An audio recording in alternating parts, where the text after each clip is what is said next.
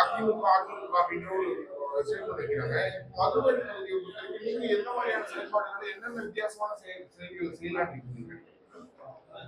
வித்தியாசமா அப்படின்றது அவசியமே இல்லையே. இங்க தேவையானதே செய்யாம நிறைய இருக்கிறது இல்லையா?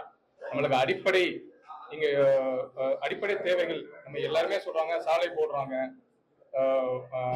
தண்ணீர் கொடுக்குறோம். இதே தான் அடிப்படை.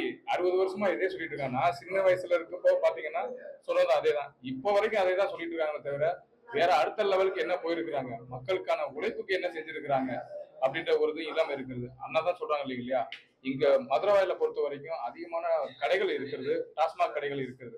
அதுல இருந்து மீட்டு எடுத்து மக்களுக்கு உழைப்புக்கான வழியை காட்டுறதுக்கான என்ன இருக்குது, அவங்களுக்கு உழைப்புக்கு வழிகள் வேற என்ன, தொழிற்சாலைகளை அமைக்கிறதுக்கு என்ன வழிகள் இருக்கிறது, அதை நோக்கி நம்ம பயணிக்கிறதே இல்லையே.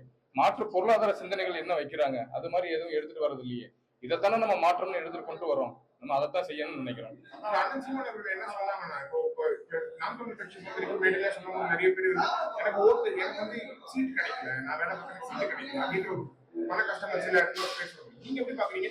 ஒரு சீட்டு கிடைக்குதுன்றத பத்தி நீங்க என்ன நினைக்கிறீங்க? நான் பர்சனலா இல்ல, சீட்டு அப்படிங்கிறது இருக்கிறது 234 தொகுதி. நம்ம கட்சி ஒரு தொகுதியில இல்ல தமிழ்நாடு முழுக்க 1000 உறுப்பினர்கள், 1,00,000 உறுப்பினர்கள் இருக்கலாம். 1,00,000 பேரும் போட்டியிட முடியாது. அதுல தேர்ந்தெடுத்து அண்ணன் நிப்பாட்டுறாரு அப்படின்னா தலைமைக்கு அவங்களுக்கு தெரியும் இல்லையா, சரியான வேட்பாளர்களை நிற்பாட்டி இருக்காங்க.